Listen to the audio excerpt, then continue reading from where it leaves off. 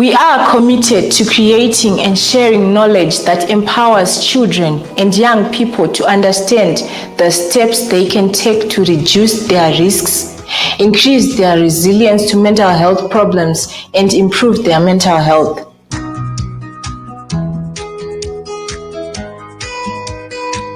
Our vision is to create a world with a sound mental health for all. People do attempt suicide. Naturally, people are born to judge, but judging and expressing the judgment is something that we can reserve for ourselves. We find that suicide bereavement is even more difficult than losing someone through natural death. Be empathetic in the way you approach their situation, because if you show too much sympathy, they will also start feeling guilty. Greetings to you all. Welcome to our show, Tap In. Hi everyone, my name is Calvin. Welcome to another exciting show as we're going to be discussing about sex talk. This is our second episode. And here with me, I'm actually honored to have the founder of Your Pet Health. Please introduce yourself. Hi everyone, my name is Tawana Mreba. And we also have our beautiful madam. Please introduce yourself. Hi everyone, my name is Diana Bamala. And we are actually excited that we have another guest that is actually online. Miss Edith, please introduce yourself. Everyone, my name is Edith Kasukwere.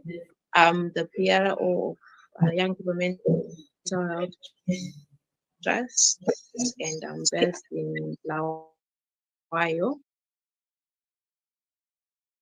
Welcome to our show, Miss Edith. So, ladies and gentlemen, today we're going to be having our second episode to do with sex talk. We're going to be discussing about abusive relationships, about healthy relationships among adolescents. Let me start with the founder of Your Pet Health, Mr. Tawanda Murepa. Can you just give us a brief on what adolescents are going through concerning their relationships? Is it appropriate? Is it not? Is it right? Is it not? What's your take on the issue of relationships amongst adolescents? All right, thank you so much. You know, adolescents are now falling in relationships for wrong reasons. You know, and there's a lot of disaster when it comes to relationships right now. And it's also evidenced by the high rate of suicide among adolescents. You know, they're killing themselves because of immature, I don't know if I pronounce it well. Pandemic. The pandemic, exactly. So we are having a pandemic of relationship issues in Zimbabwe. A lot of young people are killing themselves because their girlfriend dumped them or because we don't even know. But all related to relationships. So I think there's something wrong, or they're doing something wrong about their choices when it comes to who to date. Miss Diana, what's your take on the issue of early adolescent relationships that young people are going through? Okay, thank you so much. Taking back a little the way we grew up, it was more of something that was not acceptable within the communities, since adolescents are from the ages of 10 to 19. So even in high school, you'd be scared to date someone. You'd be scared even to just have a conversation with a guy, even on your way home, even if it's a friend, even someone who stays in your neighborhood. So this now brought so many things amongst the 90s. And now that we're living in three generations, the one that is the 1990s and before, the 1990s, then AMA 2000, which are the ones that are mostly involved in adolescent relationships. And looking at that, these kids are exposed so much to the world. Due to globalization, technology, they're on social media. You see a 7-year-old or a 10-year-old owning a phone on all social medias and exposing them to everyone. And now the monitoring that we used to be to have the generations that were before is now difficult for them to be it's now difficult for the parents to monitor. And now you see the amateur 2000s, which are the ones that are maybe 20 years and up and below, being involved, which are mostly the adolescents. Now these relationships are based on the unrealistic world because they are seeing things on social media and coping and not being what exactly they should be according to their ages and according to the social norms. And now the taboos and everything that we used to experience from before is now different. And people generally looking at kids and looking at other parents, they are now embracing it and now taking it as if it's something that is normal for a kid to date. And now these are causing suicides. These are causing social distresses amongst the young people, but they are not able to recognize what exactly it is. Okay, thank you, Miss Diana. Coming to you, Miss Edith, I'm sure we've heard things that adolescents are actually going through concerning relationships. What do you reckon as healthy relationships amongst adolescents?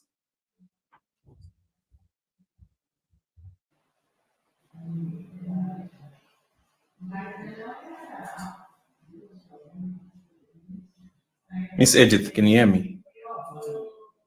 Sorry, ladies and gentlemen, we are failing to get in touch with Miss Edith, I think due to network issues. But bringing the question to Mr. Marepa, what do you reckon is healthy relationships amongst adolescents? Okay, first thing among young adolescents is they should know themselves. That's number one. You can't date someone or you can't be in a relationship without knowing who you are. And then we find out that a lot of adolescents, they don't even know themselves. They don't. I've asked a lot of people about this question. Who are you? And they'll be like, what are you talking about? So I think that's the point, that the first point for adolescents to really sit back and start to learn more about themselves, who they are, what are their beliefs, what do they like. Then when they're now going into maybe searching for a relationship, they should really know themselves so that they can fall into someone that links to what they are. Right. So a healthy relationship starts with me and then to the next person. But now we are in a rush, just going to try to look for someone without even knowing yourself, and then at the end result is a pandemic. But Mr. Tawanda, do they have the capacity to understand what a healthy relationship is, these adolescents? Yeah, they do have the capacity to understand, but the problem is, it's amateur 2000.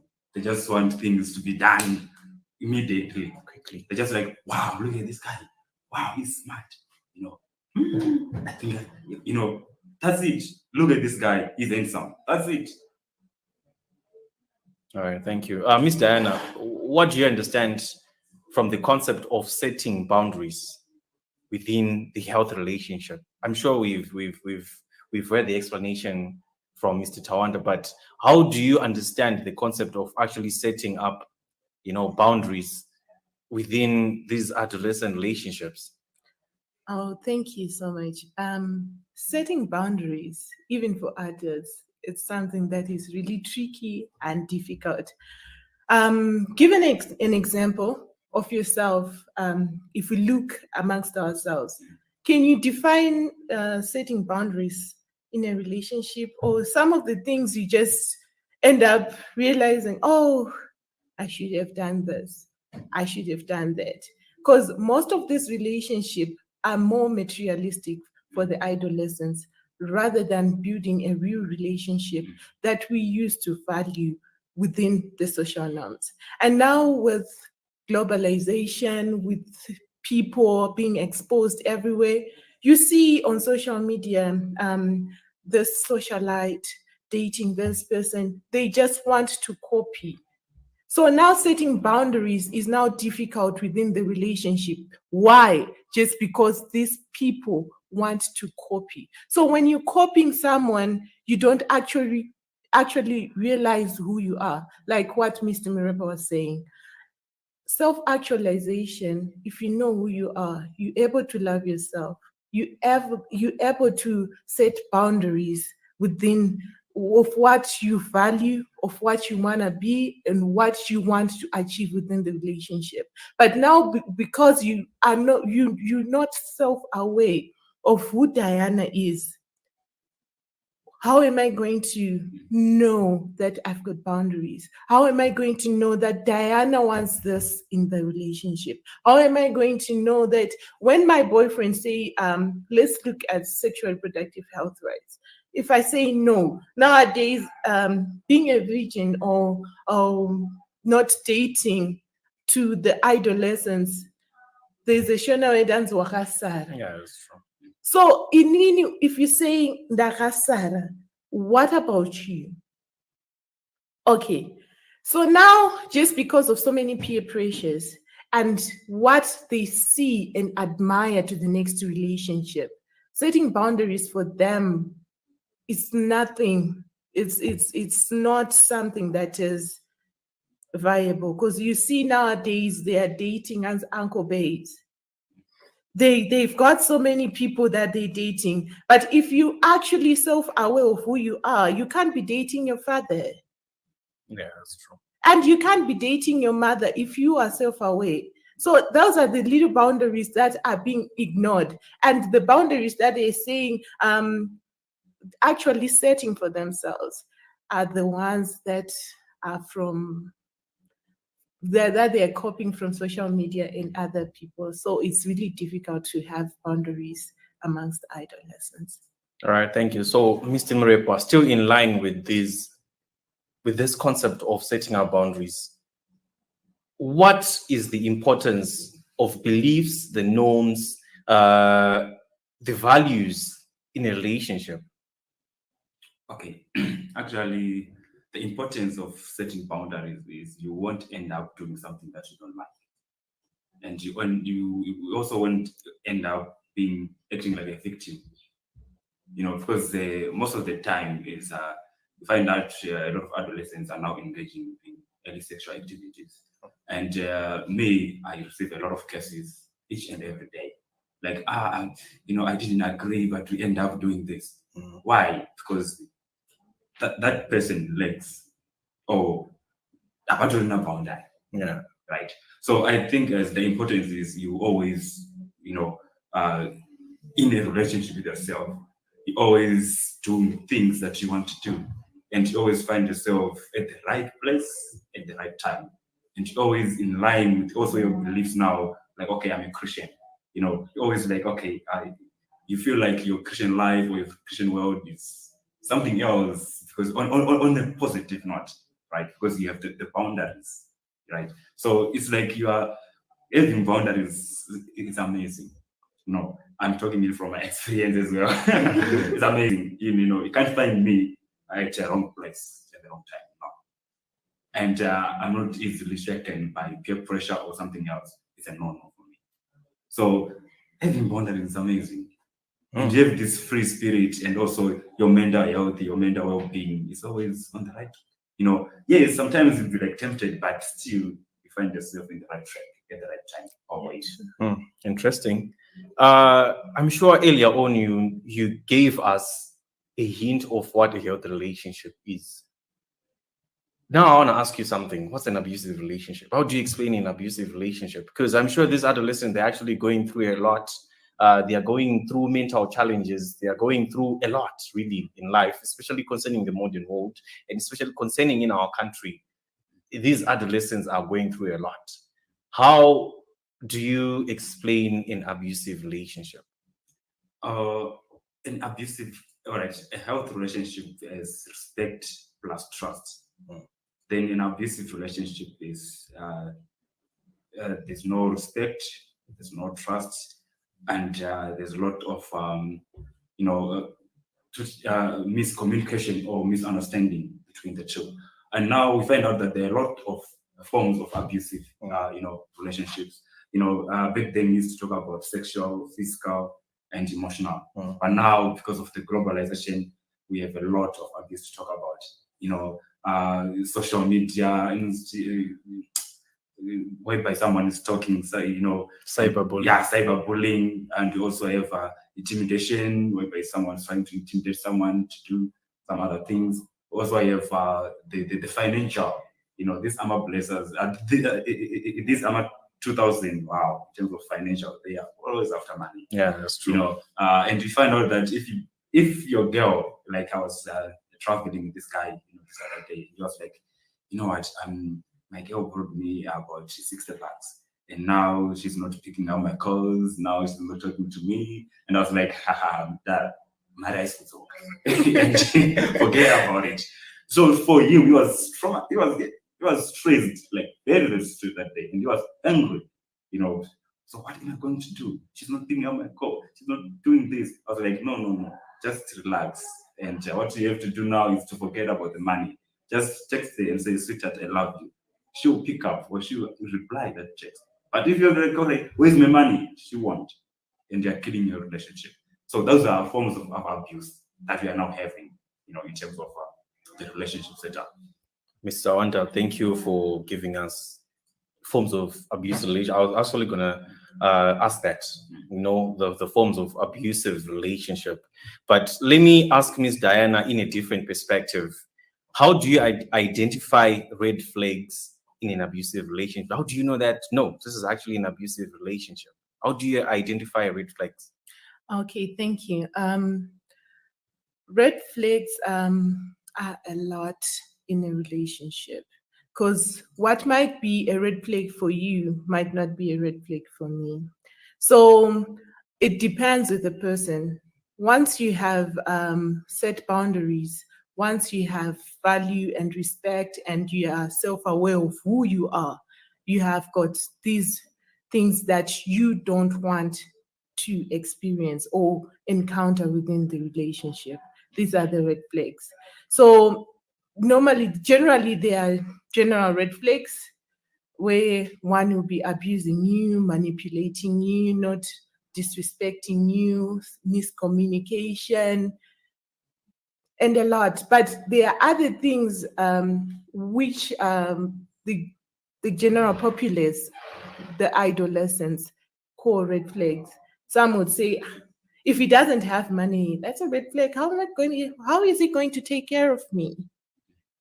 Then you hear, if he doesn't have a car, am I supposed to commute to town? Guys, I'm beautiful. Am I supposed to be in the sun the whole day? So now the general red flags are not the red flags that people think, but the abusive ones that we all know when someone manipulates you. Taking, for example, if you don't give me sex, I'll break up with you. Maybe he's the hottest guy in school. Or that person talks rudely of you. He doesn't respect you. So where are you going if someone doesn't respect you? So there are quite a number of things that are associated with red flags. Okay. Mr. Morepa, I'm sure you've worked a lot with these young adolescents. You've been in that field for too long. How does lack of responsibility, immaturity, and communication affect these relationships? Because I'm sure as young people, they actually don't have enough maturity. They're not old enough to the extent that they will be responsible for their actions. So how does lack of responsibility, immaturity, communication affect these relationships? Okay, yeah, I wanted to say something, but I forgot. You know what? When it comes to communication, you can't be in a relationship without communication. But now you find out that adolescents or these young kids, they want to spend the whole day on the phone. Like, what are you doing? What are you eating? Are you bathing? What are you doing? So something like that. It's not necessary. Actually, it ends up being like you're abusing the communication, right? But you can't be in a relationship without communication. That's number one. And when it comes to the responsibilities, you find out that sometimes I might blame the guys. I'm a partner. They don't want to take care of their girls. Mm-hmm. Being responsible doesn't necessarily mean that you have money. Yeah, that's true.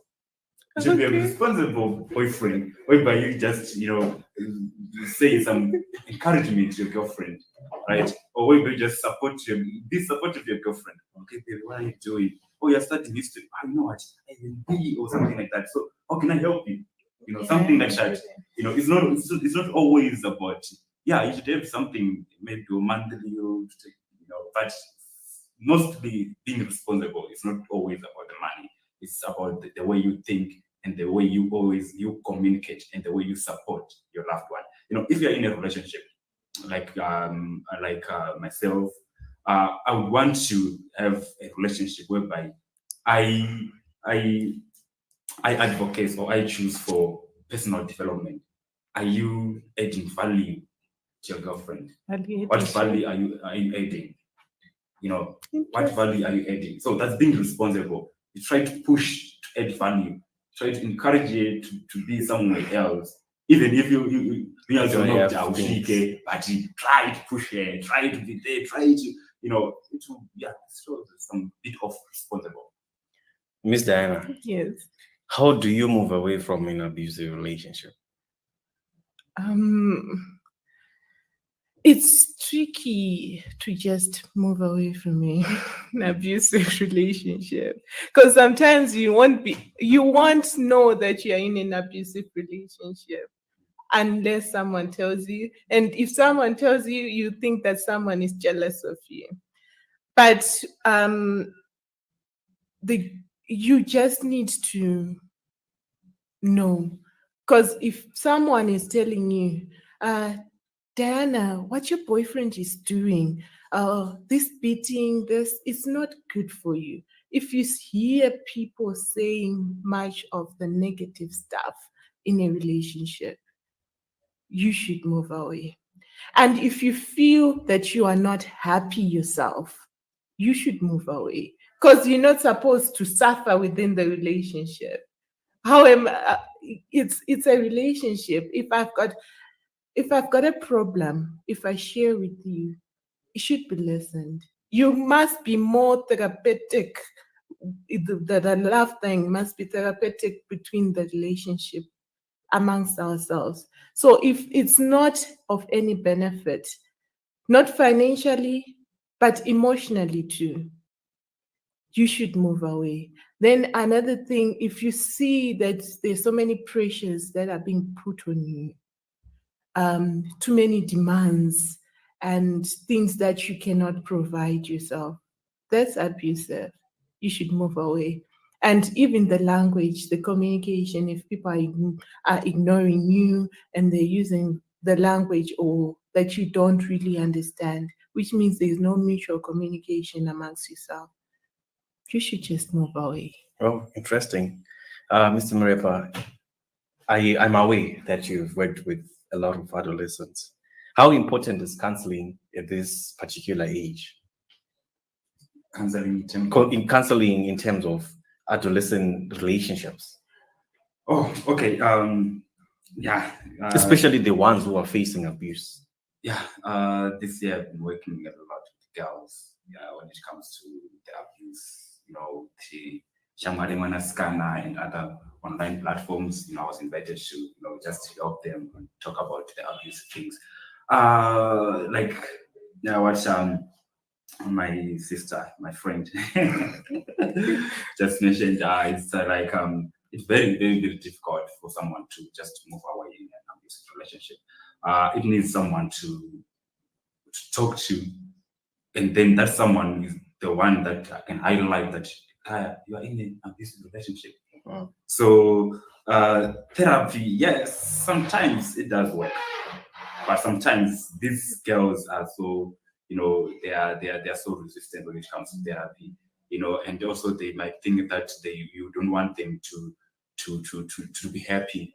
So when you just talk to them like, okay, you're in an abusive relationship, let us help you to move away. They'll be like, no, why can't you help me to be there? I want my relationship back. Yeah, true. Then I'll be like, okay. So sometimes when it comes to counseling with adolescents, I use the hash, like I'm straightforward. Okay. And The straight talk. yeah, I'm the straight talk. Most of them we do refer to counselors, but they end up coming back to me because they want to hear it from a peer, someone within their age. They'll be like, okay, so let us just discuss about this issue. And I've been helping a lot. And yeah, I'm so happy to say that everyone that I talk to, everyone that I help, they are happy now. And they are no longer in that abusive relationship. All of them. I make sure that they move away. Sorry, boys, or sorry, I don't know, the guys who are dating those. Sorry. If you're an abusive, if your girl come to me, you are off. There's no turning back. Because I actually, I have a strategy that I use, to help these young ladies. And I'm telling you, most of them now, they're doing big things. Like, they'll be, wow, so I'm this amazing. Wow, I didn't know. Yeah. You know what, Mr. Mrepa? Today there's this other guy. He was like, "You look beautiful and you look smart." I never received those comments when I was in the previous relationship. But now I'm seeing a lot of guys coming to me, just saying good things. Like, but yeah, that's it now. That's the process, I think I should glow us. Yeah, exactly. So sometimes it does work, and sometimes it's depends on the attitude of the patient or of the client. Yes. Okay, ladies and gentlemen, I'm sure you've heard what a healthy relationship is. You've heard what an abusive relationship is, how to move away, how to cope up with it. Mr. Mrepa, please just give us a very short conclusion on what we were discussing concerning the adolescent relationships. Okay, adolescents, number one is know yourself. Spend a lot of time trying to understand who you are. Spend a lot of time trying to know, to be self-aware of who you are. By so doing, you'll be able to understand someone. By so doing, you'll be able again to love someone. Personal abuse. And when there's abuse, try by all means to stay away. Please, I'm not promoting heartbreaks or breakdown. No. I'm just saying be happy. Be where you be happy yourself. Are you happy?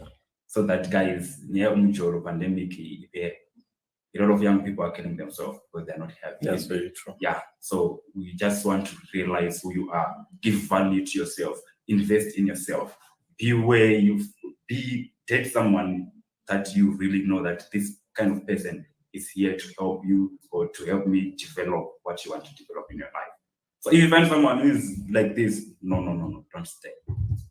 Thank you, Mr. Mrepa. Ms. Diana, we are so honored to have you on the show. Please just give us a very short conclusion on the issue of these abusive relationships and the issue of relationships in general that we were discussing about.